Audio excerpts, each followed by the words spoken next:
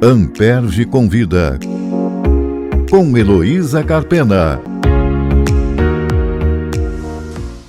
O processo penal contemporâneo incorporou o interesse das vítimas como um dos valores a serem contemplados na aplicação das suas normas. Nessa toada, o Conselho Nacional do Ministério Público editou a Resolução número 243, que estabelece a política institucional de proteção integral e promoção de direitos e de apoio às vítimas, com o objetivo de assegurar direitos fundamentais às vítimas de infrações penais, de atos infracionais, desastres naturais, calamidades públicas e graves violações de direitos humanos. Com o objetivo de implementar essa política, o Conselho determinou que os MPs criassem órgãos de atendimento especializados. Como tem sido cumprida essa determinação no Rio de Janeiro, é o tema da minha conversa com a Procuradora de Justiça, Patrícia Glioshi, que é coordenadora da Promoção de Direitos Humanos das Vítimas, CDV, do Núcleo de Apoio às Vítimas, NAVE, ambas do Ministério Público do Rio de Janeiro, e professora da Universidade do Estado do Rio de Janeiro. Muito boa tarde, Patrícia. Obrigada por aceitar o nosso convite. Eu vou começar te fazendo uma provocação. O MP, que é tradicionalmente o acusador, no processo penal, agora está cuidando mais diretamente do direito das vítimas. Então a gente pode dizer que houve uma mudança de perspectiva no processo penal brasileiro? Eu acho que houve uma mudança de perspectiva no processo penal geral. Na verdade, eu acho que essa mudança ocorreu gradativamente, mas acho que um marco foi, de fato, a Segunda Guerra Mundial, onde foi desenvolvida os direitos humanos das vítimas, a teoria do direito internacional dos direitos humanos.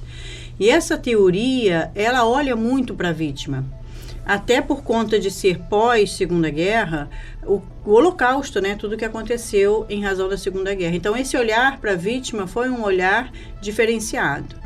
E aí, vários tratados internacionais, várias vítimas vulneráveis passaram a ser objeto desses tratados internacionais. Aqui no Brasil, nós tivemos a introdução de um parágrafo no artigo 5º, dizendo que os tratados internacionais de direitos humanos teriam um status de norma de direitos fundamentais. Então, isso tudo foi uma mudança gradual. Da mesma forma, o processo penal, que sempre buscou muito o direito do acusado, proteger o direito do acusado contra o Estado mais forte do que ele, o processo penal começou a se dar conta de que a vítima também era importante. Isso já vem acontecendo. Por exemplo, a questão da própria Lei 9.099, quando ela cria lá a transação, que pode ser uma prestação pecuniária paga à vítima, a mudança nas penas restritivas de direitos, que passou a poder ser um valor pago à vítima como uma forma de cumprir uma pena restritiva de direitos. Hoje em dia, inclusive, até o próprio ANPP, a gente pode ver essa mudança de paradigma. E nessa esteira, o Conselho Nacional do Ministério Público verificou que a função do promotor de justiça, ele nunca foi só de acusador, na verdade. Eu acho que a vítima, ela sempre esteve ao lado do Ministério Público.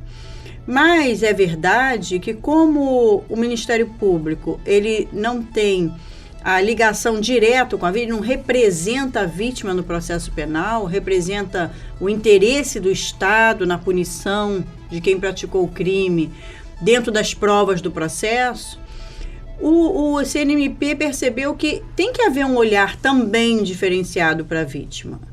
O Ministério Público tem que fazer um acolhimento dessa vítima, porque o sistema de justiça é um sistema muito duro, para uma vítima que nunca teve nenhum envolvimento com o crime ou com o processo penal.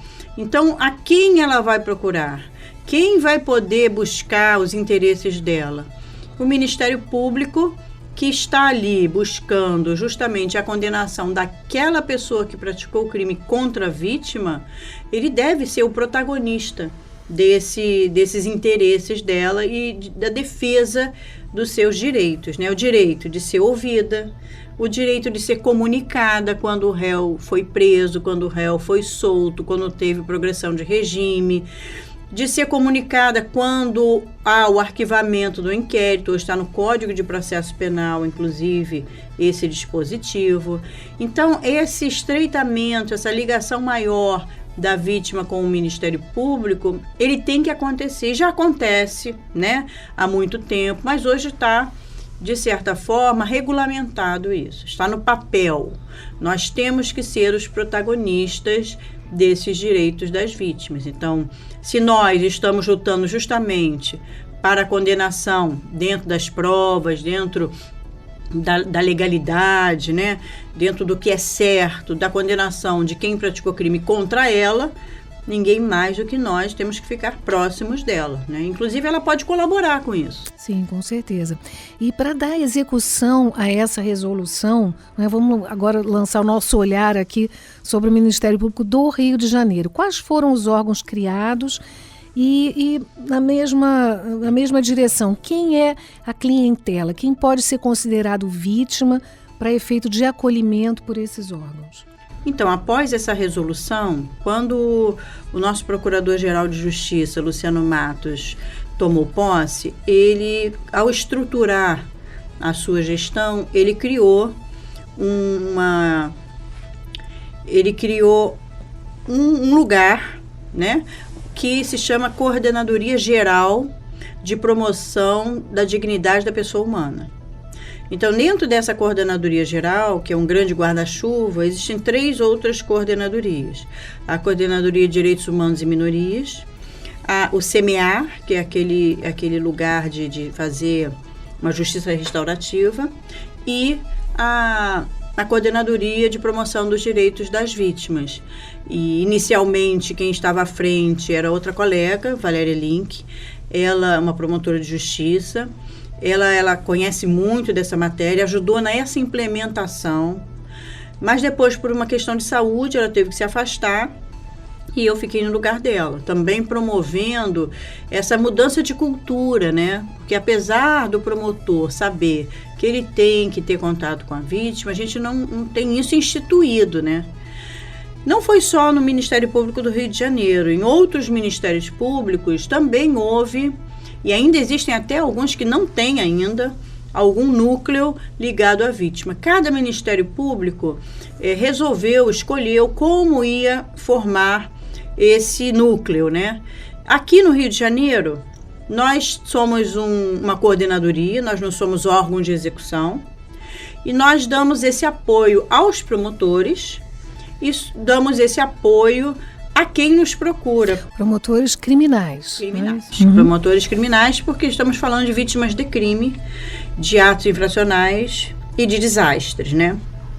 Então, nós temos a ouvidoria, é um lugar onde aparece a nossa clientela. Nós temos demandas espontâneas, nós temos demandas dos próprios promotores, nós temos demandas do desenvolvimento do nosso trabalho em algumas áreas, como, por exemplo, na Alerj, como, por exemplo, na Câmara dos Vereadores. Nós recebemos também demandas de lá. Nós recebemos demandas da sociedade civil. E assim, através de associações, ONGs. Associações, grupos, né, de defesa de pessoas mais vulneráveis. Se eu pudesse dizer assim, quem mais procura o NAVE? São mulheres vítimas de violência doméstica.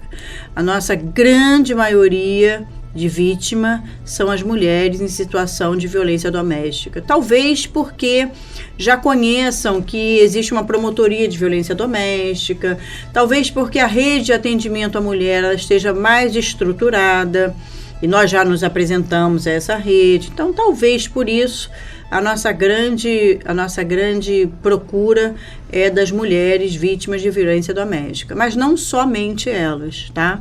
Nós temos também muitas vítimas de crimes sexuais que podem não ser ligados à violência doméstica, crimes contra a mulher, de forma geral. Nós temos também alguns casos de crimes contra o patrimônio, estelionatos feitos assim em massa, né, contra várias vítimas, um sofrimento absurdo que essas pessoas sofrem.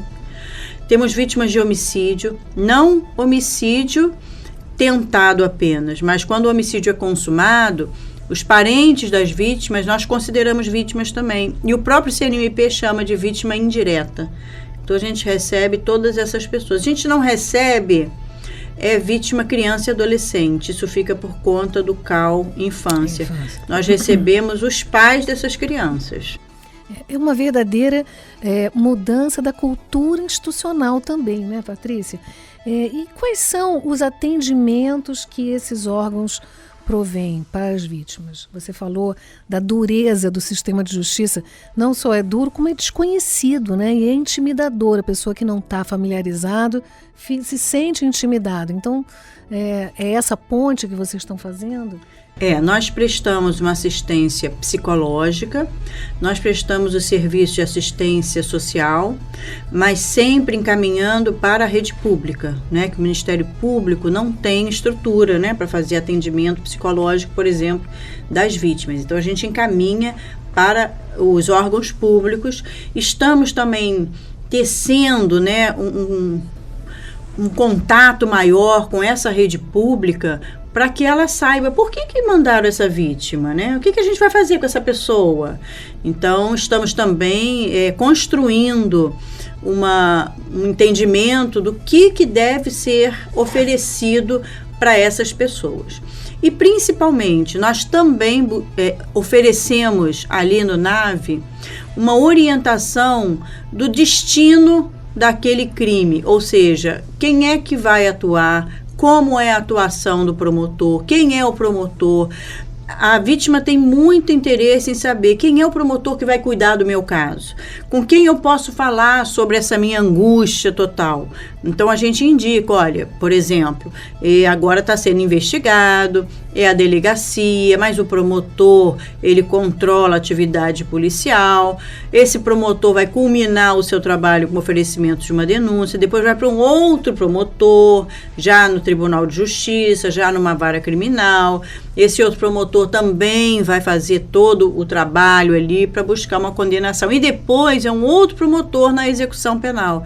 Então a gente faz essa explicação, explica o que é uma audiência, que ela tem o direito de ficar esperando na audiência distante dos parentes do réu, que ela tem direito de não prestar depoimento na presença do réu, que ela tem direito de ficar numa sala especial aguardando a audiência.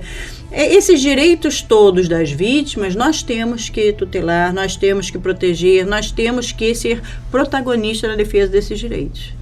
Nós tivemos aqui no programa um episódio sobre o controle externo da atividade policial, com o promotor Tiago Veras. Quem não ouviu, vai lá conferir, episódio 25. Os órgãos de promoção e apoio também estão cuidando dessas vítimas, né? Vítimas colaterais da letalidade policial, em cumprimento à decisão do ministro Fachin, na ADPF 635, a famosa ADPF das favelas. E esse é um aspecto importante desse controle, tá certo? Isso. A gente, quando há uma operação policial, por determinação dessa ADPF, o Ministério Público tem que ser comunicado. Nós temos um plantão para acompanhamento de toda a operação. E havendo pessoas mortas durante a operação, sejam policiais, sejam pessoas vítimas, sejam até pessoas que têm antecedentes, mas morreram naquelas circunstâncias, o NAVE, ele é comunicado. E nós procuramos, junto inclusive com a Coordenadoria de Direitos Humanos, identificar essas vítimas e buscar os parentes dessas vítimas, para explicar o que vai acontecer, para dizer se elas querem algum apoio psicológico, para dizerem se elas têm alguma necessidade de assistência social. E nesse ponto nós ainda temos uma certa resistência das pessoas, sabe? As pessoas acham que o Ministério Público está de acordo com as operações, porque essas operações ocorrem e a gente monitora. Mas nós não estamos de acordo, nem estamos no comando dessas operações.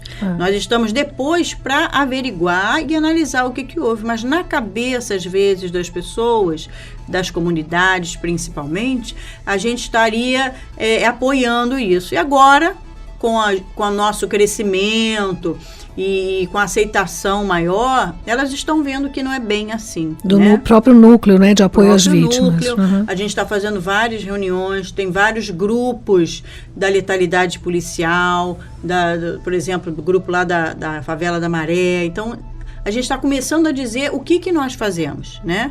E aí eu acho que isso vai mudando aí a cabeça das pessoas e vendo que não é bem assim como elas estavam pensando. E ajuda a compreender o próprio papel do Ministério Público, né? O MP faz parte também do Provita, Programa do Governo do Estado de Proteção à Testemunha. Quais são as medidas disponibilizadas por esse programa? Então, o Ministério Público é uma porta de entrada para o Provita. Não a única, mas uma das portas de entrada do Provita. E nós também fazemos parte do Conselho Deliberativo do Provita.